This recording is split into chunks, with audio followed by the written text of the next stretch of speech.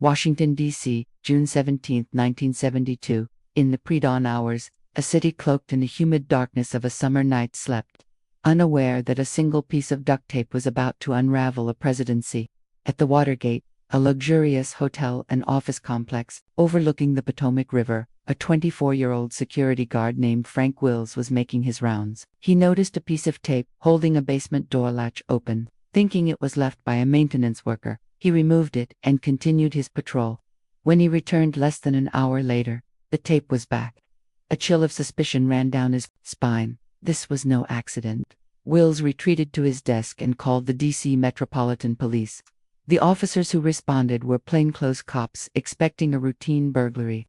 What they found inside the sixth-floor headquarters of the Democratic National Committee (DNC) was anything but routine. 5 men, dressed in business suits and wearing rubber gloves, were caught red-handed, attempting to bug the office telephones and photograph documents. They were equipped with walkie-talkies, tear gas pens, and thousands of dollars in sequentially numbered $100 bills.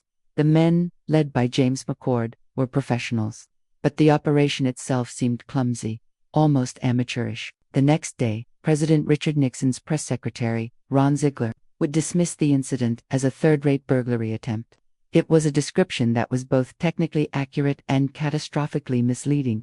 These were not common thieves. They were political operatives, and the thread that began with that piece of tape on a door led directly back to the White House. In the sprawling, chaotic newsroom of the Washington Post, the Watergate story was initially seen as a local crime story, relegated to the Metro desk. It was assigned to 2 young, hungry, and relatively unknown reporters, Bob Woodward and Carl Bernstein. Woodward, a Yale-educated former naval officer, was methodical and had a knack for developing sources within the government. Bernstein, a college dropout with a flair for writing, was tenacious and relentless, willing to knock on any door and re-interview sources dozens of times. They were an odd couple, but under the watchful, skeptical eye of their legendary executive editor, Ben Bradlee, they began to dig. Their first break came from the burglars' possessions. In the address book of one operative, they found the name E. Howard Hunt, with W.H.&W. House written next to it. Hunt was a former CIA agent who now worked as a consultant for a White House aide named Charles Colson. The connection, however tenuous, was explosive. Then came the money. By tracing the serial numbers on the crisp $100 bills found on the burglars, Woodward and Bernstein linked the cash to a slush fund at the Committee to Re-elect the President, or CRP, mockingly nicknamed Creep. The story was slowly, painstakingly moving from a simple burglary to a vast conspiracy of political espionage and sabotage, funded directly by the president's own re-election campaign. Bradlee's constant demand was for proof, for sources, for unimpeachable facts. He backed his reporters, but the pressure was immense. The Nixon administration was attacking the Post, accusing them of biased, shoddy journalism. The fate of the story and the reputation of the newspaper rested on the shoulders of 2 reporters in their 20s. To understand why the break-in happened, one must understand the political climate of 1972 and the psychology of the man in the Oval Office. Richard Nixon was a brilliant but deeply insecure and paranoid leader. He saw political enemies everywhere, in the anti-war movement, in the press, and within the Democratic Party. Heading into his re-election campaign, he was overwhelmingly popular and poised for a landslide victory against his Democratic opponent, George McGovern. The DNC break-in was, in a strategic sense, completely unnecessary, but it was born from a culture of paranoia that permeated the Nixon White House. The Committee to Re-elect the President, led by Nixon's former Attorney General John Mitchell, was not just a campaign organization, it was a political machine armed with a secret fund for dirty tricks and intelligence gathering. The break-in was masterminded by G. Gordon Liddy, a fanatical and eccentric former FBI agent working for Creep, and E. Howard Hunt. They were part of a secret White House unit known as the Plumbers, originally formed to plug leaks to the press after the Pentagon Papers were published. Their mandate had expanded to include discrediting political rivals. The goal of the Watergate break-in was to gather intelligence on the Democrats' campaign strategy and to find any compromising information. It was part of a much larger, illegal campaign of spying, wiretapping, and sabotage aimed at ensuring Nixon's victory, no matter the cost. As Woodward and Bernstein delved deeper, the story grew darker and more dangerous. They were hitting walls, with White House officials flatly denying everything. It was during this period that Woodward began a series of clandestine meetings with a secret source, a high-level official within the executive branch who had access to information from the FBI, the Justice Department, and the White House itself. This source would become the most famous anonymous figure in American history, Deep Throat. Their meetings were like scenes from a spy novel. To signal a meeting, Woodward would move a flower pot on his apartment balcony. If the source needed to meet, a clock face would be drawn on a page of Woodward's daily newspaper. They met in the dead of night, in a deserted underground parking garage. Deep Throat rarely provided new information. Instead, his crucial role was to confirm the information Woodward and Bernstein had already gathered from other sources, letting them know if they were on the right track or being led astray. He kept their investigation from running into dead ends and protected them from false leads planted by the White House. His most famous piece of advice became the reporter's mantra, "Follow the money." He painted a picture of a widespread conspiracy, confirming that the cover-up was being controlled from the highest levels of the White House. For decades, his identity remained a secret, adding to the mystique of the scandal, until 2005, when former FBI Associate Director Mark Felt revealed he was the man. On November 7, 1972, Richard Nixon was re-elected in one of the biggest landslide victories in American history, winning 49 out of 50 states. To the White House, it seemed the Watergate story had been successfully contained, dismissed by the public as partisan politics. From the Washington Post, the cover-up appeared to be holding, but beneath the surface, the cracks were beginning to show. In January 1973, the trial of the 5 Watergate burglars, plus Liddy and Hunt, began before a tough, skeptical federal judge named John J. Sirica. Judge Maximum John, as he was known, was unconvinced that the burglars had acted alone. He suspected a wider conspiracy and used the threat of long prison sentences to pressure the defendants to talk. The dam finally broke in March 1973. James McCord, the leader of the burglars, and the former security chief for CREEP, wrote a letter to Judge Sirica. In the letter, McCord alleged that he and the other defendants had been pressured to plead guilty and commit perjury, that high-ranking officials were involved, and that a massive cover-up was underway. This letter was the first public crack in the wall of silence.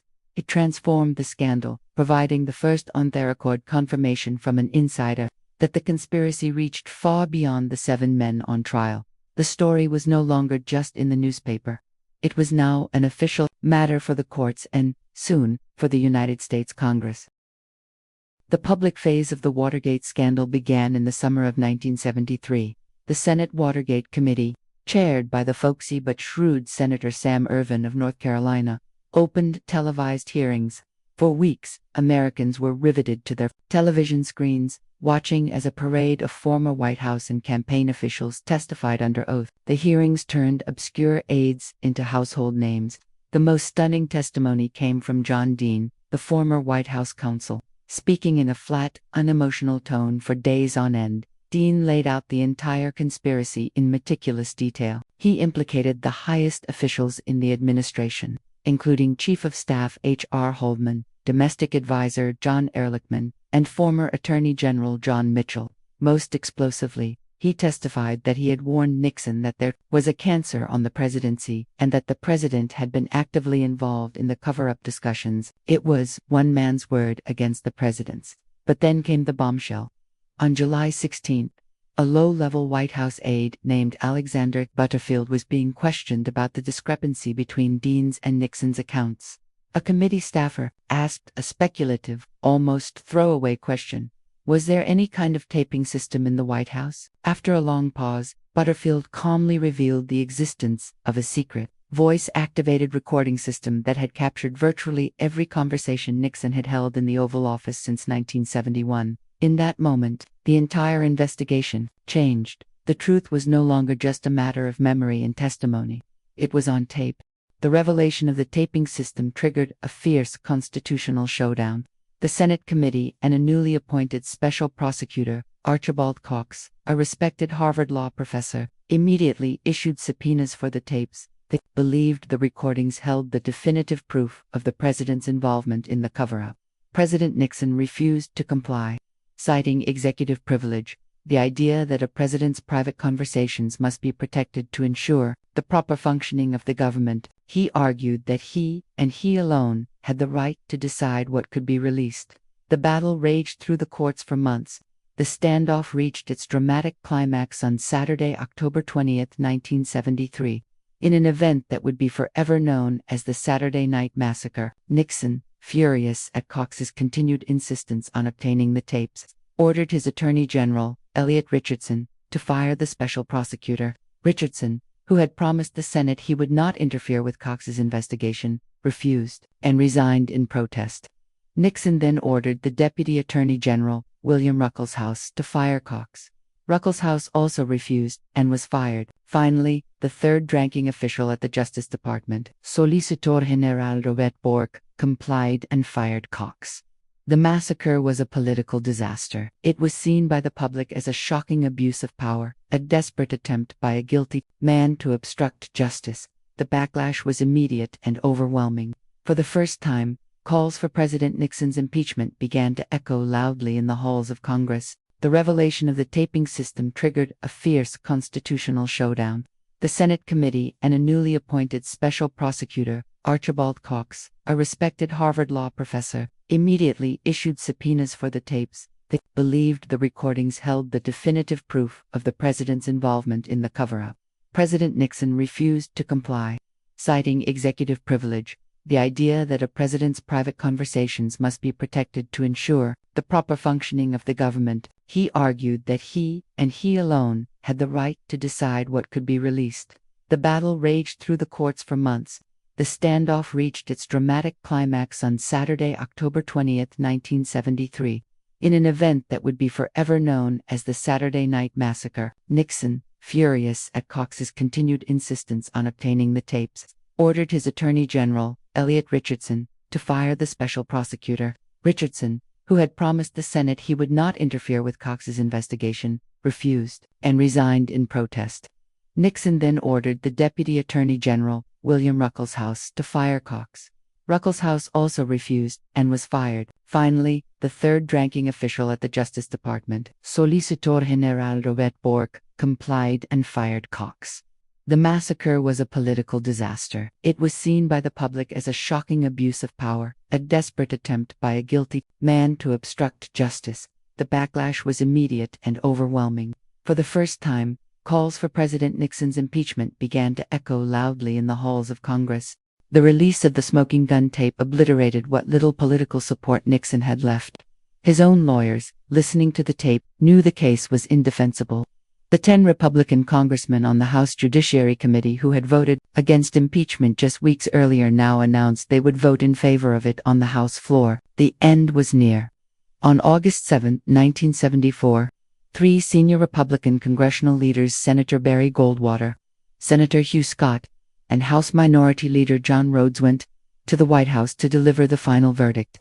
They informed President Nixon that his support in Congress had completely collapsed. They told him that his impeachment by the House was a certainty, and his conviction and removal from office by the Senate was all but guaranteed. Facing this reality, Richard Nixon made his choice. On the evening of August 8, 1974, he addressed the nation from the Oval Office. He did not admit guilt, but he announced that he would resign the presidency, effective at noon the following day. "I have never been a quitter," he said. "To leave office before my term is completed is abhorrent to every instinct in my body.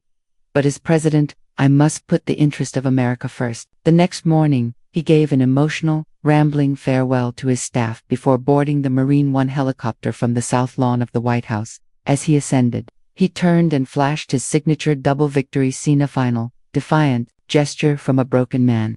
A short time later, Vice President Gerald Ford was sworn in as the 38th president, stating, "My fellow Americans, our long national nightmare is over." The Watergate story did not end with Nixon's resignation. 1 month later, on September 8, 1974, President Gerald Ford granted Richard Nixon a full, free, and absolute pardon for any and all crimes he may have committed as president. Ford argued the pardon was necessary to heal a deeply divided nation and to spare the country the prolonged trauma of a presidential trial. But the decision was, and remains, deeply controversial. Too many, It was a final act of the cover-up, a deal that allowed Nixon to escape justice, and that cemented a deep-seated public cynicism toward government. The legacy of Watergate is profound and multifaceted. It led to sweeping campaign finance reforms and strengthened ethics laws. It elevated investigative journalism to a new level of prestige and inspired a generation of reporters. Most importantly, it etched a deep and lasting distrust of government into the American psyche that persists to this day. The scandal demonstrated, in the most dramatic fashion possible, that in the American system of checks and balances, no one, not even the President of the United States, is above the law. It stands as a permanent cautionary tale about the corrosive nature of unchecked power and the vital importance of a free press and an independent judiciary in holding that power accountable. It began with a piece of tape on a door, a forgotten memory in the dark of night, but it became a story that America would never and should never forget.